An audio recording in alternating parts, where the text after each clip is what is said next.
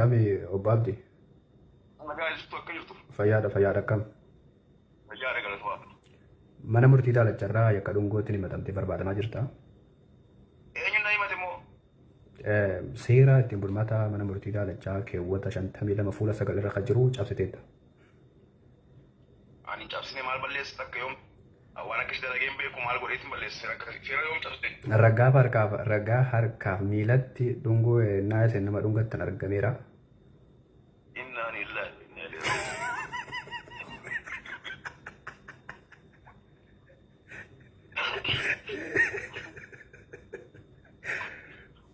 ani amara furraa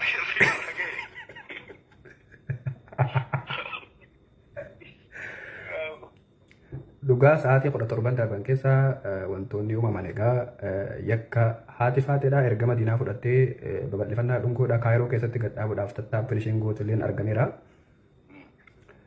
Ishiin keessumaa waan taatee fi dogongora si'a tokkoffaa irratti manni murtii daalachaa irra darbuudhaaf yookaan akeekkachiisa laateefira. Isin ammoo waan kana manattis waan dhungoo manaa qabdaniif seera kana cabsitanii waan argamtaniif egaa manni murtii daalachaa tarkaanfii laalessaa sanarratti fudhachuudhaaf jira. Maaloo takkaa waa dhunga deebi'u kan tura. Akka tasaa itti bu'e. Akka tasaa irra dabra. Jechuun inni kun sagaleedhaanis viidiyoodhaanis argameera waan ta'eef egaa qulqulleeffachuudhaaf ragaa dabalataa gara keessan irraa argachuudhaaf isin bilbilde. Maaloo meelaala isin waan dogongoraa ta'e tokko waan dogongoraan itti bu'amee fi waan beekaa godhan tokko garagara. Maaloo irraa dabra. Kanarratti tolee irras isiniif dabarra lammaffoo akka itti deebitaniif yakkammoo raawwattanii darbitaniif adabbii hidhaa waggaa takkaa yookaan ammoo birrii akka biyya itti jiraattutti yoo ta'eef egaa birrii si kaffalchiisa. Akkami kaffaluudhaaf caarataadha yoo deemna ta'ee meeqa kaffalta? Yakki kun akka sirraa qannasuuf. Maaloo anoo miskiina. Anoo miskiina isaa fuudhee kafala hidhama sanitti basabbasuu naa wayya malee. Jedhamteetta akkas ta'a.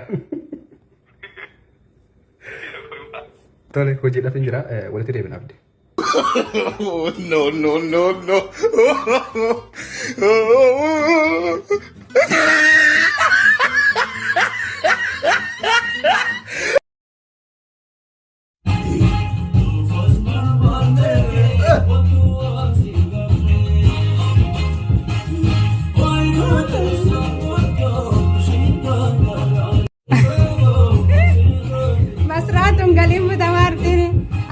Banna jira seenaan kunooti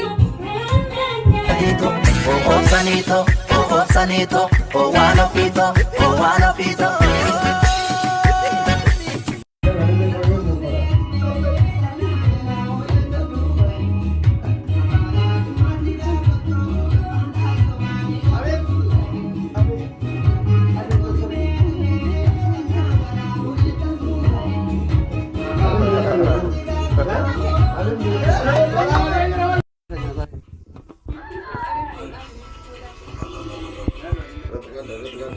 Inde apa di isi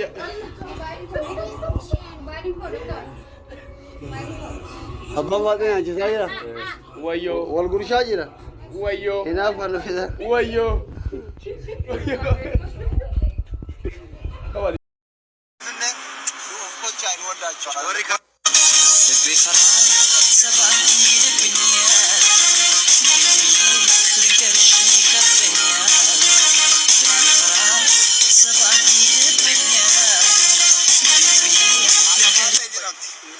warra keenya koyetti dhaabamee Itoophiyaa galchine achirraan dordee Dubaay irraan dordee Kaayiroo fidannee dhibee kun bakka gaafa artisti ta'e Nataaliyaa Saamii osoo eenyu hababaan itti goggogeeti hinjiille waan ta'eef immoo jiila hababaan goggoguu waan qabu.